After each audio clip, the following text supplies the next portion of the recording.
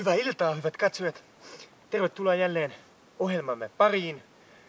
Olemme tänään täällä supisuomalaisessa luonnonkauniissa maisemassa.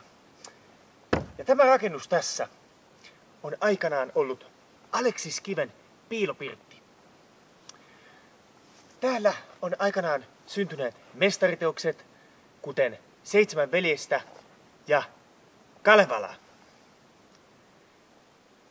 Niin Kivihän ei varsinaisesti ole kirjoittanut Kalevalaa, mutta perimätiedon mukaan täällä se on kuitenkin tehty.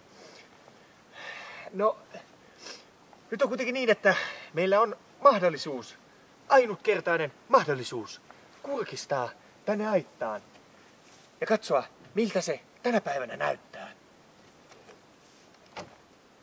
Hyvät katsojat, jälleen kerran pala suomalaista historiaa.